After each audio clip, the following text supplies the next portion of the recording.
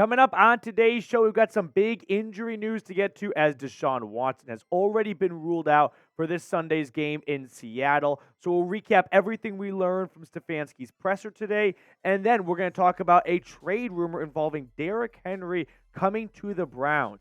But let's get right into it with the latest on Deshaun Watson, as Kevin Stefanski has ruled Watson out for Week 8 against the Seahawks. Now, Watson did get an MRI back on Monday, and it did not show any further damage to his throwing shoulder. So, P.J. Walker will get his second start of the year and his third appearance. My initial reaction was the Browns clearly learned from their mistake, right? They put Watson back on the field against the Colts. It was clearly too soon. He did not have the same type of zip and velocity on his passes. He was throwing ducks all over the field. So once he got hit, I think that was just a sign from the football gods to Stefanski. You brought back the quarterback too soon. Give him more time to heal. So no Watson this week. And honestly, I wouldn't even be opposed to him not even playing the next week at home against the Cardinals, which could be the most ironic game ever, as Josh Dobbs could be starting for Arizona against his old team that traded him away because they liked their other backup more, and they didn't even play that backup. So there's just going to be a lot of really funny storylines for that matchup potentially. But I'm not panicking. Honestly, part of me is a little bit relieved that Watson's been ruled out for this game, because at least they had the whole week of practice knowing P.J. Walker is their guy, and they don't need to have a bit of a circus going on with the media in the locker room asking who's going to be the quarterback this Sunday, and it coming down to the last few hours. But Watson got hurt 31 days ago. I've never heard of someone being day-to-day for this long. A few weeks ago, I said if Watson is still in this injury-like cloud after the Colts game, I'm officially going to start being a little bit more on the side of what's going on here, right? Because I remember after the Ravens game, when Andrew Berry spoke to the media, he said it's a short-term thing and that they expect Deshaun Watson to come back soon. Go back in time, and they thought Watson would be ready to roll for the 49ers game after the bye. And here we are a month later, and it doesn't really look like Deshaun Watson has vastly improved much since the day of the injury, or the time of the injury 31 days ago against the Tennessee Titans. So the fact that they keep calling him day-to-day and we are at the 31-day mark is very unique, right? At some point, you're like, hey, it's not day-to-day. It's month-to-month at this point, because it's been a month without Deshaun Watson. So I don't know if IR is really in the cards at this point, because it has been this long, and we'll talk more about that in just a second. But I'm definitely on the team of this is starting to get a little bit strange, and I've even been in the camp of he's got a throwing arm shoulder injury. This should be no surprise that he is missing time. A quarterback who injured his throwing shoulder, is probably going to miss a few games. But the fact the Browns keep calling him day-to-day and he's missed 31 days, it doesn't really seem like day-to-day to me anymore. Now, before we get on to the rest of today's show, our Seahawks channel is doing a sub battle with us this week. And Tyler Jones was going to come on here and talk a lot of shit about the Dog Pound, but they just signed Frank Clark, so he can't right now. But I do want to bring the numbers to you guys' attention here, because Seahawks today has a 6-sub lead on us so far since Monday, and I want to take them down on the field with P.J. Walker and take down Tyler Jones here at Chat Sports. So help me out by clicking that sub button. Now, the next question that arises with all the Deshaun Watson injury saga, if you will, is should he go on injured reserve? And this has been a talking point that a lot of people have mentioned, a lot of people have made, saying just put him on IR, shut him down for 4 weeks. That way you kind of end all of the head scratching and all the questions and all the drama surrounding him, and you can just focus on P.J. Walker being this team's starting quarterback, or Jacoby Brissett or someone else for 4 weeks. And then when Watson's 100%, bring him back for the second half of the season. This defense can hold down the fort. They're 4-2. They kind of have that wiggle room to go without Watson for a few more weeks. My take is this. If Deshaun Watson's injury is truly a 4 to 6 week injury, which that was sort of the timeline given 2 to 3 weeks ago, then we were almost at the finish line, right? We've gone 31 days. We've gone 4 weeks now. So I don't think that the time for IR is now. The time for IR, if they knew how long he was really going to miss, was 3 weeks ago, right? After the Ravens game, going into the bye, put him on IR then. He's out for the bye week, so that doesn't really count. Then he's out for the 49ers. He's out for the Colts, and he's out for the Seahawks game, right? Those would be 4 games, which he pretty much already missed all 4 of those weeks. I'm going to remove the 12 snaps he played against Indianapolis. So if you want to put him on IR, I think the window's kind of closed if that timeline is accurate. Now, if it is not accurate and the Browns are downplaying a much more severe injury, then we have a whole different conversation to have. But if it is a 4 to 6 week injury, we've gone through 75% of the expected timeline, right? We are at the finish line at this point, with it being one more game against Seattle, maybe another against Arizona, but then he should be out of the woods for the for the Ravens and the Steelers game after that. So I think the time for IR was 3-4 weeks ago. Now we're at a point where he should be coming out of the injury expected timeline, and he should be ready to roll for the rest of the season if the Browns are being honest. And I can understand why some people do not believe the Browns are being honest, because this entire process has been a little bit strange. It's just been tough to explain, right? I have people asking me that don't follow the Browns or anything like that. So what's going on with Watson? It's like, well, he hurt his shoulder. Okay, no biggie. Yeah, but the Browns keep calling him day to day. Oh, so he could be good to go in a few weeks. Well, it's been 4 weeks. Oh, so it's not day to day. No, not really. So this whole thing has been a bit strange, and I think the window for IR has closed if it is a 4 to 6 week injury. But you make the call. Should the Browns just put Watson on IR and say, listen, we're going to give you 4 weeks. That way there's no pressure of every single week. The media every Wednesday banging on your locker. Are you going to speak to the media today? Are you going to come back this Sunday? That way they can kind of just put this thing to bed and flip a page and say, come back in 4 weeks when you are 110%. Or are you in the camp of, no, if he can play within one of these 4 weeks, you should have your $230 million starting quarterback available as soon as he is medically cleared to go from himself and from the team perspective. All right, next up, we are going to talk about Josh Dobbs on a episode tomorrow. So make sure you tune in for this, because I was sitting in bed last night playing my Sudoku. I recently got a Sudoku, and I was thinking, why not trade for Josh Dobbs, right? And I'm going to explain why in tomorrow's episode, and potentially trading for Jacoby Brissett or some other quarterbacks if Deshaun Watson does go to IR. So make sure you come back tomorrow for this episode. But really quickly, today's show is sponsored by ZBiotics. Let's face it, after the watch party on Sunday and all those super chats I get, I don't bounce back well the next day. Now that is until I found ZBiotics. ZBiotics Pre-Alcohol Probiotic is the world's first genetically engineered probiotic. It was invented by PhD scientists to tackle rough mornings after drinking. Here's how it works. When you drink, alcohol gets converted into a toxic byproduct in the gut. It's this byproduct, not dehydration, that's to blame for your rough next day. ZBiotics produces an enzyme to break this byproduct down. It's designed to work like your liver, but in your gut where you need it most. Drink ZBiotics before drinking alcohol, drink responsibly, and get a good night's sleep to feel your best tomorrow. Thanksgiving is right around the corner, so make sure you stock up on ZBiotics Pre-Alcohol Probiotic before the feast. You'll be thankful you did the next day.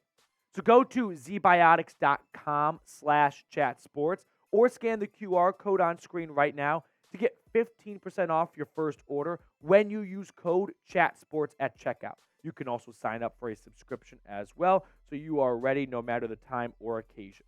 ZBiotics is backed with a 100% money-back guarantee, so if you're unsatisfied for any reason, they'll refund your money, no questions asked. That's zbiotics.com/chatsports and use the code CHATSPORTS at checkout for 15% off. Switching gears, let's talk trade rumors for a moment here, because Derrick Henry has been a popular name going into the NFL trade deadline on October 31st, and I've seen every single outlet, mock/rumor/predict, whatever you want to call it, Derrick Henry to the Cleveland Browns. So some background on Mr. Henry. He's in the final year of his contract, and the Titans are 2-4 right now. They already traded one of their star players, Kevin Byard, the safety, to the Philadelphia Eagles. They hired a new GM in the offseason, so he's not really tied to any of these players. So I could see him hitting the full reset button, trying to get as much draft picks as possible so he can invest in himself and try and nail the 2024 NFL draft, as GMs like to do. Listen, you can't rely on a banged-up 28-year-old Kareem Hunt and Pierre Strong Jr. with Jerome Ford expected to miss a couple of weeks, as Stefanski put it, with a high ankle sprain. But I'm not convinced that Derrick Henry is the savior of this team like some people think he is. Yes, he is Derrick Henry, 2K rusher, two-time NFL rushing leader, best player in Tennessee Titans history, but it's 2023. That guy, he's not there anymore, in my opinion. Look at Derrick Henry's stats through the first 6 games of this year compared to the 3 previous seasons. The dude's fallen off. I don't know how else to put it. Like, 2 years ago, he had 783 rushing yards in the first 6 weeks and 10 touchdowns. This year, he's got 1 game over 100 rushing yards, 425 rushing yards total, and the Browns held him to 20 yards on 11 carries. He's got 3 touchdowns, the lowest total through 6 weeks in the last 4 seasons. I just don't think Derrick Henry is the guy we all drafted in the first round of our fantasy football drafts anymore. In fact, have him go head-to-head with Kareem Hunt and Jerome Ford. He's got way more volume and usage, but average and touchdowns, they're not very far off. Like, I bet you didn't expect Jerome Ford to be going kind of not toe-to-toe, but 20 fewer carries and less than 100 yards less than Derrick Henry and 1 fewer touchdown on the ground. They're not very far off statistically. So yes, call me crazy for not being in love with the idea of trading a 3rd-round pick, which everyone seems to have no issue doing, for a clearly declining player. If you could get Derrick Henry for way less, sure, I'm in, because that's a high reward, low ceiling type, low floor type of trade, right? But if you're going to give up a day 2 draft pick, which is a serious bullet in the chamber, for a guy that's clearly declining, I think you're going to be disappointed when he comes over and he's not the guy that led the NFL in rushing with over 2,000 yards very recently. Like, I think there's going to be a major jaw-dropping moment from this fan base when they go, oh, Derrick Henry is not that guy anymore. Titans fans are kind of seeing that all season long. Tyjae Spears, their rookie, is getting nearly the same amount of carries as Derrick Henry right now. So if you're giving up a 3rd-round pick, I want that old Derrick Henry. That old Derrick Henry is not coming over anymore. If you can get him for a 5th, a 6th, or a 7th, sure. A 5th-rounder for Derrick Henry is worth the risk. If it doesn't work out, you didn't put too much skin in the game. But a 3rd-rounder, like you got Martin Emerson for a 3rd-rounder, right? You can make some good picks in the 3rd round. So for that reason, I don't think I would really do this trade. But if you disagree, that's fine. Let me know in the comment section. I know it sounds crazy to say right now, given the state of this running back room and how Derrick Henry is an all-time legend, and it might not feel like a whole lot for just a 3rd-round pick, but I would hate to see this team trade for Derrick Henry, fast forward to December, be out a 3rd-round pick, and Derrick Henry doesn't look all that much better than what you're getting out of Kareem Hunt and Jerome Ford right now.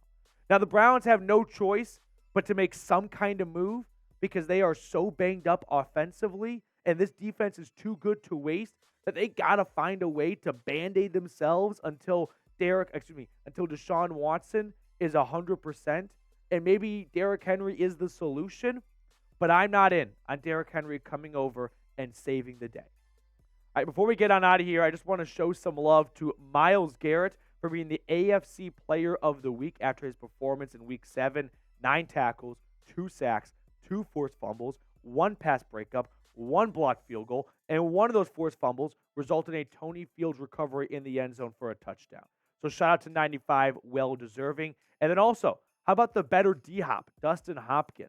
15 points, 4 for 4 on field goals, a 58 career yarder, and back-to-back recognition of being the best special teams player in the AFC. So shout out to both those guys for winning those well-deserved awards.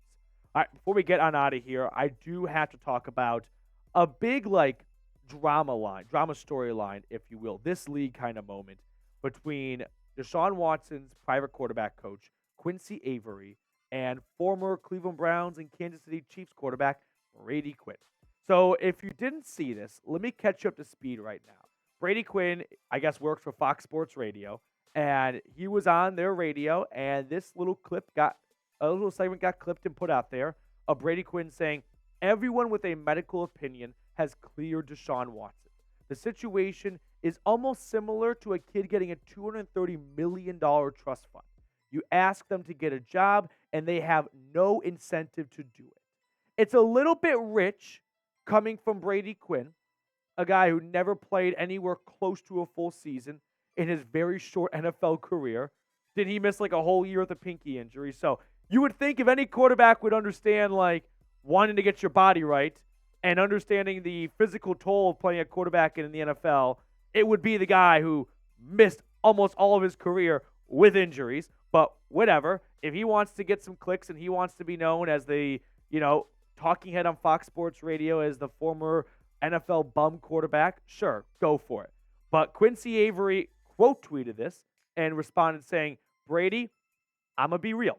You don't know what the fuck you are talking about. And sit behind a microphone gossiping like a little high school chick. So that got some fireworks going. And then we had a bit of back and forth. So let me read to you guys the back and forth. It started with Brady Quinn saying, come talk anytime you want in person. Open invitation. Quincy responded saying, I just seen you Saturday. I don't have anything I want to talk to you about. I'm telling you, you are talking about things you don't know. Talking on another man who doesn't know you is weak. Brady Quinn said, well, LOL, well, I didn't see you. Quincy, point being, Brady Quinn. And this is where this story really went berserk.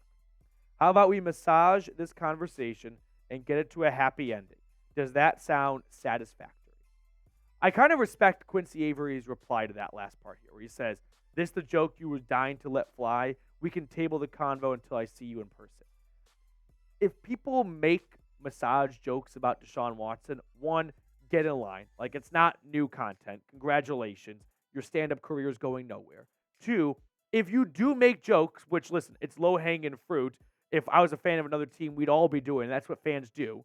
But if you do make jokes about Deshaun Watson and the entire massage, saga, I don't think that's the right word for it, but you know what I mean, controversy, whatever. I don't think you clearly, care that much about it. Because if you really did, you wouldn't be making jokes about it, right? If you really were offended and hated what Deshaun Watson was accused of, then you wouldn't be making jokes of it. So if you make jokes of the category, clearly you don't really care all that much about it. Otherwise, you wouldn't bring humor to it, right? You wouldn't bring humor to the allegations that are very serious allegations. But because you make jokes about it, I don't think deep down you actually are very bothered by it. Otherwise, why would you bring light and comedy to something that you find to be very disturbing? Those two things just don't add up. But ultimately, listen, this is the price of trading for Deshaun Watson, right?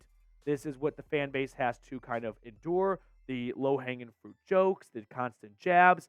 I didn't trade for Deshaun Watson. I'm not Andrew Berry. You didn't trade for Deshaun Watson. But fans of this team have to kind of put up with these jokes and these jabs for as long as Deshaun Watson is on the Cleveland Browns. And that sucks, and the only way to make up for that is winning.